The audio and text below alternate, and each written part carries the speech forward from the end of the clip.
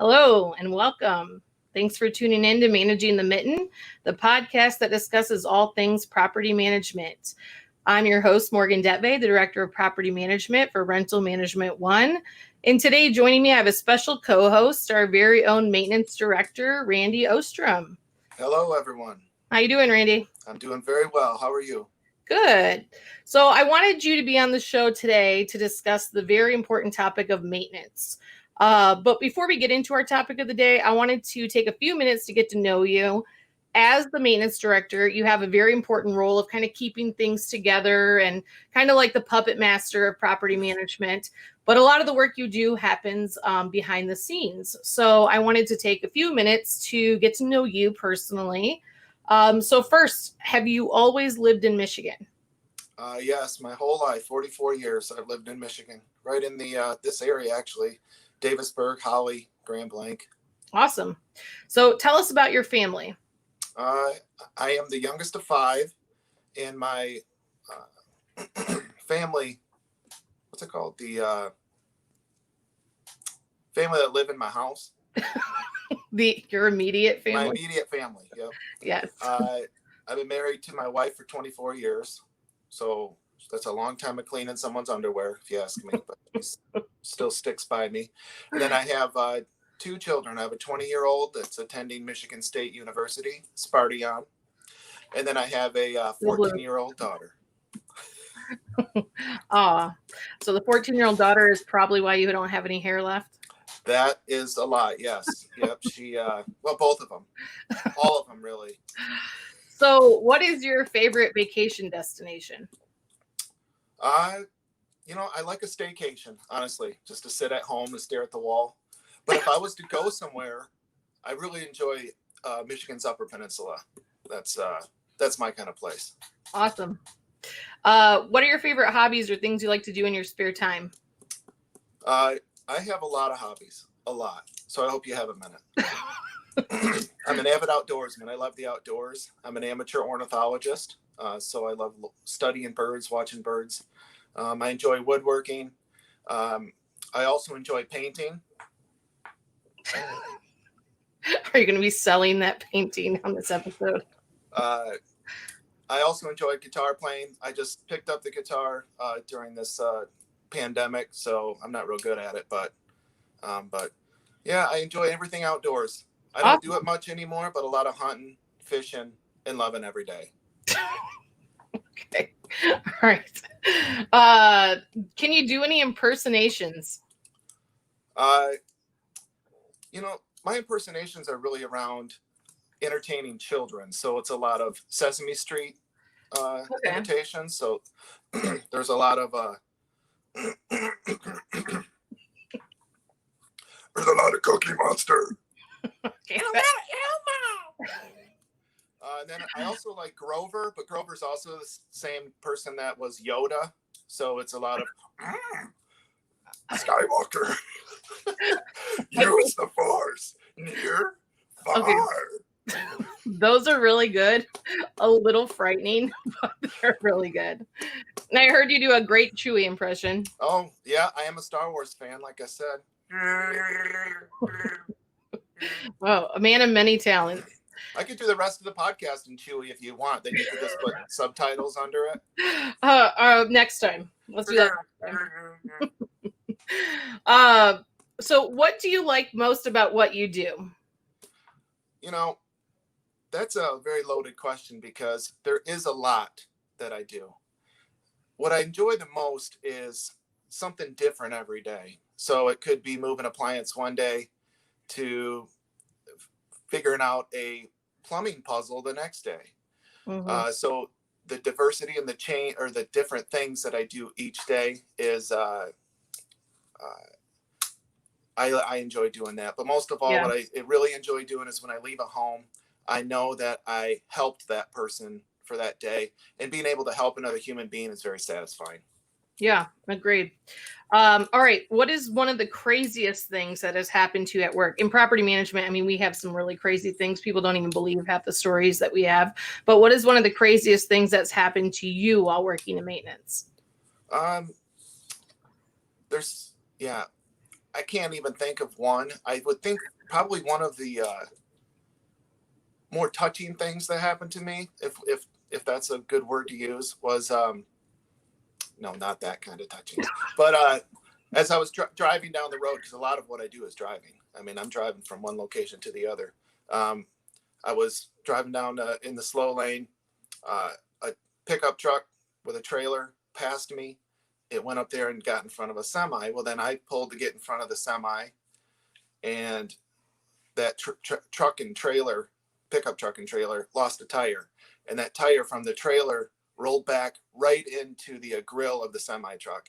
If that tire had came back into the Ford Transit van that I drive, which I don't know if you've ever seen those, but the majority of them is windshield in the front, that would have went right in, and then like an instant, your life has changed. And so that's one of those things that, you can only really control what you can control.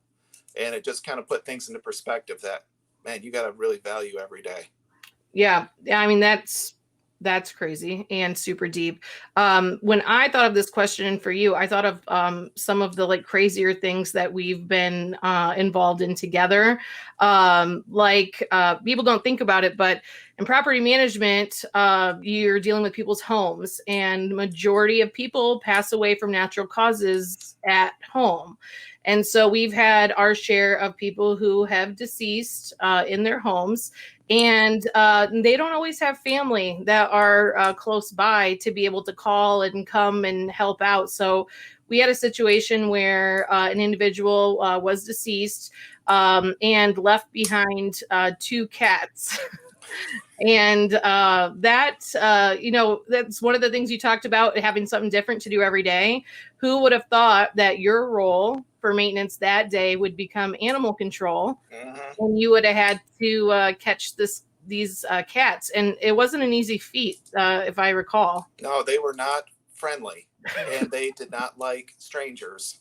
And a cat wrangling was a big part of that day. In fact, I think we had to tear apart a couch in order to get up in there to get the cat out. And then once we did get the cats and we got them in a box and in a carrying crate, finding a place to take them was another thing, because the Humane Society didn't want them. They were full. Animal control would not come and get them. We ended up having to take them over to Pontiac to a place that, it was able to take them. And I think the assistant that I had at the time, he was able to kind of bat his eyes and kind of sweet talk the girl into taking them. That was pretty amazing. I remember that. That's crazy. I mean, there's been many things. I mean, cutting dead squirrels out of walls, and having a injured, I can't remember if it was a possum or raccoon. Yes, in a parking lot that had to be handled. So I mean, maintenance really handles a lot of things and wears a bunch of hats. So we definitely appreciate you. Thank you. So now to our topic on property maintenance. We get the question a lot from owners, clients, even agents. They wonder if property management and property maintenance are the same thing. And though it does seem like they'd be similar, they are 2 very different things. Property management encompasses everything needed to manage a property, including marketing, leasing, accounting, all the administrative tasks, doing inspections, getting it certified with the property or with the city. But property maintenance is a separate piece, and it is the physical maintaining of the property. A good property management company should facilitate and coordinate that maintenance for you, but it's not always the case. And so any prospective client or landlord who's considering using a property management company really wants to ask those questions and find out, do you handle the property maintenance? So today I want to talk about like the 3 aspects of property maintenance, because it really can be broken up into kind of 3 categories. And I think you're the best person to have explained these categories to us. So the first one that we're going to talk about today is preventative maintenance. So Randy, you want to explain kind of what preventative maintenance is? Yeah, so preventative maintenance would be things that you do periodically in order to maintain something. So, and that's going to cut down the cost further down the road. So say for instance, the first one you have up there is furnace filters. It's recommended that depending on the quality of the furnace filter, that you would replace it every 3 to 6 months. So that that means that the tenant or the whoever's in charge of that needs to kind of keep track of that, because the furnace filter can really change the efficiency of your furnace, your air quality. So that's something to stay on top of. The next one there is smoke detector batteries. Now it's recommended that you change your smoke detector batteries at least every 6 months or twice a year. So I know a lot of people, they'll change them at daylight savings time. So when it begins in the spring and when it ends in the fall, or I don't know, does it begin in the fall and end in the, well, however, it's a daylight savings. You change your clocks. In the egg thing, yeah. So that's twice a year, and that's just a good way of remembering when to change it. But a lot of times now, the smoke detectors come with an internal battery that you can't change, and they're good for 10 years. So you don't have to change those. You can set those up, and then after the 10 years, they'll give you a warning beep that the whole thing needs to be replaced.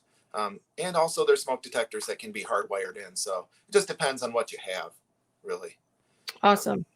The next one there is running toilets. So a running toilet, water constantly running, that is not a good thing. Even though we live in Great Lakes, around the Great Lakes, Michigan really don't have a problem with water, really.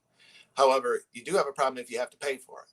Yeah. So if you have a constant running toilet, yeah, that's an easy fix. That's just something that you don't want to let just go. And then, of course, checking for leaks underneath sinks and underneath the bathroom sinks and stuff.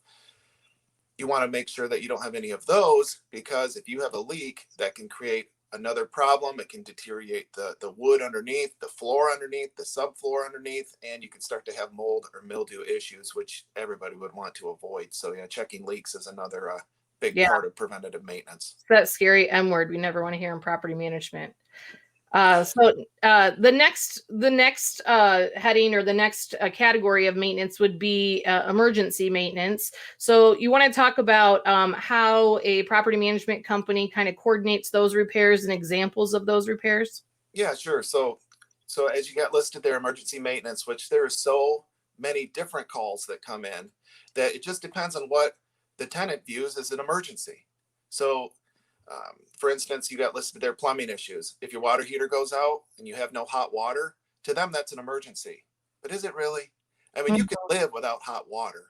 However, if your drain is backing up, or like you said next there, your sub pump failing, that's going to cause a flood in the basement. That's going to cause property damage. So really, emergency maintenance is anything that could cause property damage. For instance, that goes right into the next one there, no heat and frozen pipes. So if your furnace isn't working, it's 10 degrees. Yeah, you're going to want to call that in so we could get somebody out there as soon as possible. And of course, roof leaks. I don't know if you've ever sat in a house and had to put a pan out in the living room to catch a roof leak. But even though you can bond over those kind of moments with your family, it's not really something that's enjoyable. So no. And isn't it that emergency calls always come at 4:00 on a Friday? Oh, exactly. Yep, of course. 4:00 on a Friday when you just took your boots off, and then you get that emergency call. Or 3 a.m. That's another good time to get one of those emergency calls. Right when you're in your deep REM sleep, you get woken up by a sewer backing up. But it's one of those perks of using a property management company, because a landlord or homeowner who has a property management company doesn't have to get woken up. They don't have to get those calls in the middle of the night, and they can kind of leave them to someone to coordinate on their behalf. So the next, in kind of a brushed over category, I say, because there's not a lot of time spent on this one, but it is super important, is the turnover maintenance. So just in case someone hasn't heard that term before, Randy, what is turnover maintenance? So turnover would be when one tenant moves out, and then you have to prepare the unit for somebody to move in. And so the turnover maintenance is got to be quick. It's got to be efficient, because the least amount of time you have a tenant in there, the least amount of money you're collecting for having someone in there. So just some of the aspects of the turnover maintenance that happen is you repair the drywall, any holes that could be in there from picture hangers or whatever. You would repair the drywall, then you would paint it a neutral color. The carpet, you'd have that cleaned by a professional, comes in and steam cleans the carpet and gets that all nice. If it can't be fixed, we have really good vendors that can do amazing things, even if they have to dye the carpet around it to get it to match, or they can, worst case scenario, tear it up and put new in. The best time to do that is when the unit is vacant. And just skipping ahead, like upgrades, that's the best time to do that too, is when the unit is vacant. If you're putting in new kitchen cabinets, new fixtures, all of that stuff is way easier to do when you're not working around a tenant schedule and when all of this stuff is out of the way. Yeah. Tenant damages you have listed there. I'm sorry to skip around on the list, but no, it's fine. tenant damages, those things there, you have to correct that before someone else moves in. That way, the new people that move in, they know the line or what's expected of them when standard, they move out. So, and that tenant damages that and could include a trash out. That's a lot of the stuff. People just leave stuff behind, and that stuff all has to come out, no matter what it is. What's the craziest thing you've had left in a house? A dead squirrel. Just kidding. I've had people leave an entire, like, everything. They just left. It was like I don't know, like a hoarding situation, but they had bags of garbage left. There was cooking utensils and pans that was just left. It was pretty much an entire trash out, including a bed that had we'll call it bodily fluid. A bed that it required a hazmat suit to wear in order to get it out of there. All the carpet was tore out. In the flooring, even a lot of the flooring had to be tore out and redone because it was left just a disaster. I was going to say, I've had similar situations where the tenant just skips in the middle of the night and leaves their whole house, but I've had tenants leave behind bed bugs, their pets, which is always like heartbreaking and terrible, but they leave behind their pets. But yeah, people leave behind we found in a house, I can't remember what year ago, but a like original Joe Louis boxing announcement poster that someone just left and didn't want anymore, ended up being worth some money. So yeah, people do leave some crazy stuff behind, but back to turnover maintenance, like you said, the quicker that maintenance can be done, the quicker we can get a new tenant in there and kind of minimize the rent loss for the owner. And so the time to start thinking about turnover maintenance is before the tenant even vacates. So when a tenant's given a 30-day notice, that's when you want to start evaluating what you want to do. If you want to make upgrades, if you want to do some repairs, that's the time to start doing it. So it's really important. And like you said, when a tenant is moving in, you want to have a standard that you know the house is in move-in condition. There were no holes. The house was cleaned. By skipping on those things, it really hurts your case at the end of their lease to charge that new tenant for damages because you aren't able to prove that it was in perfect condition when they moved in. And establishing wear and tear in Michigan is really the obligation of the landlord. So by skipping out on those repairs, it can definitely hinder future collections. So they're all super important areas of maintenance and things that we at Rental Management One handle because of our maintenance department. So Randy, is our maintenance department just you, or what is that made up for? How do we fulfill the maintenance request? Well, when a request comes in from a tenant, the manager has to approve it. And the manager would get that approval from the owner. Then once that's approved, it comes on to me, and I have a whole list of vendors that can help if I'm personally not able to do it. A lot of things I'm personally able to do, but if it gets to be too extreme, if it's something that I'm not comfortable with, or if it's requires more people, sometimes we have to bring in a vendor. I'm not a one-man crew, even though I like to try to think that I am. I have limits, the same as everyone else. We do have one other maintenance employee that he works solely at a apartment complex. So I can call him in if we do need an extra hand or some more muscle for a job that RMO can't do. But yeah, we have that big list of vendors that are really good because we've worked really hard to get the best of the best and give us the best price. So that's true. And that's a nice segue into our guest who we have on the episode today. I would like to introduce Jeremy Minerick with RSC Electrical. Jeremy, how are you? Doing well. Good. There we go. We can see a little better. So Jeremy, tell us a little bit about RSC. RSC is a construction and service company. We have two divisions. I dabble in both sides of that division. I primarily handle the construction side. I'm a project manager on the construction side, but I kind of morph back and forth. We kind of pride ourselves on the service side of responding as quickly as we can. Pretty much, if it needs to be, it's an emergency, and we will, shuffle and get that handled as quickly as we can. And obviously, offering the best customer service, clean, neat technicians, and respectful. Obviously, try to be as professional as possible. Yeah, and we can vouch for that. Your speed on emergencies has been amazing and really helped us in a lot of instances where they were true emergencies. Electrical, I was looking up some electrical statistics, and I was shocked to see that home electrical fires account for an estimated 51,000 fires each year and about 500 deaths. So electrical is a big deal and a big place of liability for a property owner. So I wanted to talk with you today about some common causes of outages in houses and some electrical issues that you've seen in our rental properties or other properties, and kind of just go over a few things that can help our landlords or homeowners. So a call that Randy gets a lot is partial outages in a house where, like the basement will be out or half the living room. What is the typical cause of a partial outage in a home? Honestly, it's got a lot to do with the connections within the system out within the house. We see a lot of poor splices, or where the wires are all connected together. If those aren't tight, over time they'll sit there, they'll arc, they cause heat, they'll eventually melt the connectors that are on them, and then that opens a circuit. So then you've got to try to investigate and find that in the house, which can be an adventure sometimes. Yes. What about when you find a arcing outlet or a switch and you pull it off and someone has used tinfoil as a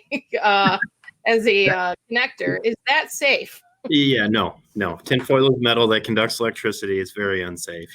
It's very, very important to use the proper connectors. And sometimes when we get into these houses, some of the things that we have found how people throughout the years have remedied stuff, it's interesting to say the least. We've never seen tinfoil, but duct tape we've seen quite a bit. People taking duct tape the connectors together. So okay. Yeah, no duct tape either. No. Okay, let's discuss some troubleshooting tips for tenants. If they're having like their bathroom without power, or they come home and it looks like the power's out, but all the other houses have power, what are some troubleshooting tips for them? Obviously, you can go down, first start at the breaker box, start where the source of the power comes in. Checking all those breakers to make sure. Some of them, when they trip, they're supposed to go to the halfway location, but some breakers don't. So kind of going through and even just flipping on or flipping a breaker completely off and then turning every one of them back on to see if that helps restore power. The other thing is checking every GFI within the house. Sometimes a GFI on the outside of the house might control the bedroom, depending on how it's been rewired and whatnot. And on some of these older homes, it really could be anywhere. So that's the two basic things. Check your breaker box, check all the GFIs, walk around the outside of the house, walk through the bathrooms, anywhere you see a GFI, and test them and make sure that they are holding. So okay. Jeremy, at what point would you recommend calling DTE? If you've done all those things, at what point should you call DTE or call an electrician? Obviously, starting with us, because it might be an issue of, like we said, about the bad splices within the wall and stuff. And honestly, for a tenant to open up a box in the, downstairs and put a tester on it, that obviously is not recommended. We leave that to a licensed professional. But honestly, the calls to DTE, it doesn't cost anything. If you're in question, they'll come out, they'll check. If I was in question, maybe you can check on their website. It'll show where the outages are, typically the map, see if you're within that map, and, just kind of go from there, kind of use your best judgment. And if you're questioning whether or not you paid your bill, maybe start there. We have actually had that one that a customer did not pay his bill, but swore he paid his bill and wanted us to handle it. I think that was actually on one of your guys' properties. Sounds like it. Sounds like it. he yelled at us quite fiercely. What about the power outage that in the basement that we sent you to? What did that end up being out in Birmingham? That was burnt out light bulbs. So that one was, I thought we messed up actually, because we sent a guy out there like, no, the power's good. And then we got the call back, which my guy should have checked the light bulbs, but it was like, there was like 9 lights. Yes. And 7 of them were burned out. Yeah, that was hilarious. But hey, better safe than sorry. Yeah. Okay. So we talked a little bit about this, but I just want to have you elaborate. What are some dangerous things that you've seen in rental homes, or some, maybe not so safe repairs that have been made when people cut corners? What are some dangerous things you've found? Well, I say one, especially coming into the cold season like we are, electric heaters are just flat out dangerous, especially if you're not. I have an electric heater in my house. I know what the circuiting is and that it's safe. But some people, they'll take like the multi-strips and they'll plug. I've seen, we just were at one like 2 weeks ago. They had 3 heaters plugged off from one multi-strip. So it's just the circuits flat aren't rated for that much amperage to be pulled through there. It can call, a lot of times they'll trip a breaker and they just keep resetting it, which makes the heat build up. So if you got a breaker, it's tripping over and over again, typically there's a problem. And then just untrained people working on the system that maybe think they know what's going on. But the key is it takes a lot of training to become a professional electrician and know the ins and outs of that. So it'd be very dangerous if you don't know what you're doing. Yeah. And I understand that landlords and owners a lot of times want to try to save money when it comes to their maintenance costs, but 100% agree that electrical is not one of the places that you want to cut corners and to try to save some money, and definitely use a professional. So could you explain some of our older properties? This question comes up a lot. What is the difference between a grounded and an ungrounded outlet? Well, so your typical in the modern houses, you have grounded outlets. There's 3 conductors. So you have a hot, a neutral, and then that bare ground wire that goes back to the panel. And what that does is that creates a path. If there is a fault, instead of it coming through you, it's going to pick the easiest path, which is that bare ground wire. And so that sends it back to the panel. That disperses to earth, basically. There's wires and things that go to earth and helps keep that safe. In older homes, they didn't have that system. It's just a 2-wire system. So all you have is a hot neutral. It's missing that ground wire in there. So do you recommend if someone's purchasing a home and for whatever reason it's has ungrounded outlets, or maybe it's been in the family for a long time and it's just not been a problem, is it something that you recommend upgrading? Well, there's a couple different ways to fix it. And by code, there's a couple different ways to fix it. I've seen a lot of people, the wrong way to fix it is to just take one of the 3-prong outlets and install it in the device into the outlet. So you have 3 prongs. You technically don't, because that ground wire is missing, even though it appears you do have it. So that is not the proper fix, but they do allow us to actually go and you can purchase the old 2-wire receptacles at the store and you can install those, or the other proper way, and probably the way I recommend, it's a little pricier, but you can add GFCI receptacles into those outlets. And what that does is that creates, it senses between the hot and neutral. If it sees a difference in voltage coming through there, it trips. So if, for instance, if you start to get shocked, it sees that it's losing some voltage into you, and then that circuit trips out and it cuts all the power. So that way you kind of maintain, it creates a ground essentially. Okay. That's very good to know.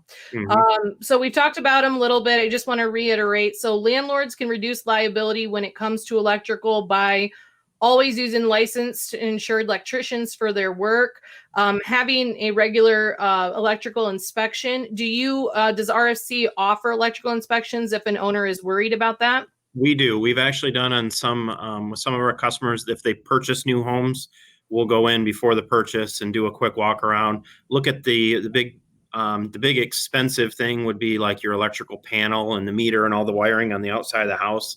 That can be kind of a big ticket thing. So we'll go in there and inspect that to see that it's up to code, that it's safe, and then kind of go through the house and just we don't really take a lot of stuff apart. We might look in a couple boxes just to see the error of the wiring and how it's holding up, but just to kind of get an idea of where the house is sitting.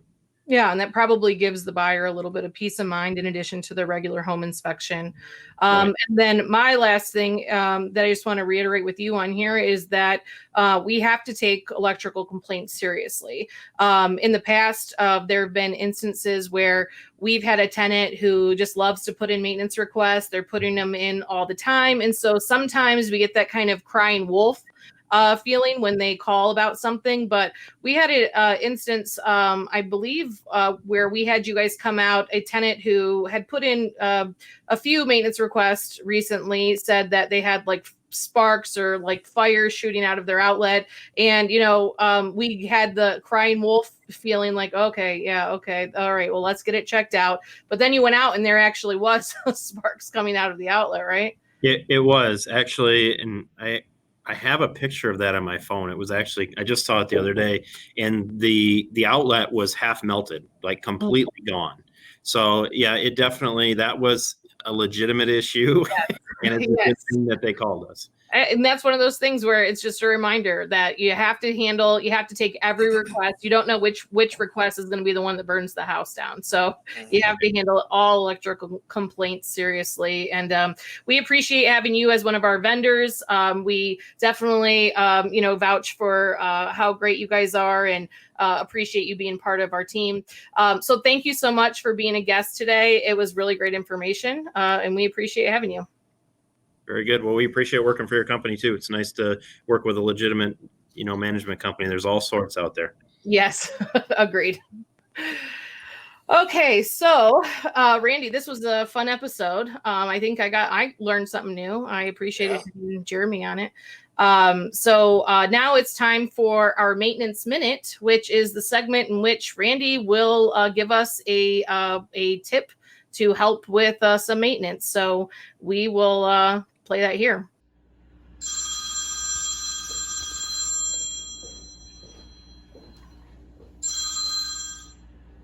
Hello, RMO Maintenance. Oh, slow down. Just give me a minute.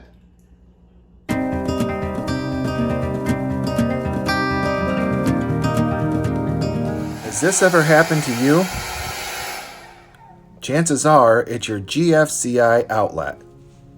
GFCI stands for Ground Fault Circuit Interrupter. What a GFCI outlet does is if there's an issue or too much power is being pulled out of the outlet, it will trip, causing the outlet to be disabled. Depending on how the outlet is hooked up inside the wall, it could be just a single outlet or it could be several outlets down the line. GFCI outlets are found in the kitchen, in the garage, laundry areas, basement sub pumps, exterior outlets, and of course in the bathroom. Do you mind? Resetting a GFCI is pretty easy. You just have to push the reset button. Ways to prevent your GFCI from tripping is by simply not using so much power out of that outlet. If you have a persistent issue with that outlet, you may need to have it looked at by a professional.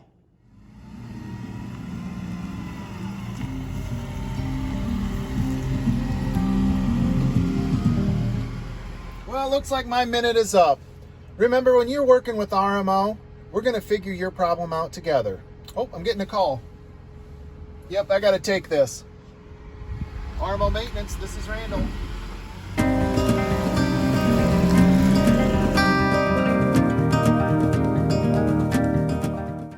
All right, awesome tip, Randy. I appreciated that.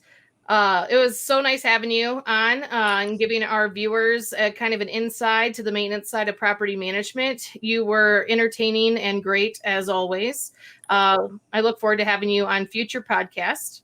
Well, thanks for having me. It was a pleasure. This episode of Managing the Mitten brought to you by RSC Electrical, leader in quality electrical contracting, focusing on service, dependability, and safety. Rental Management One is a full-service property management company managing properties throughout the state of Michigan. For more information, check out our website at www.rentalmanagementone.com.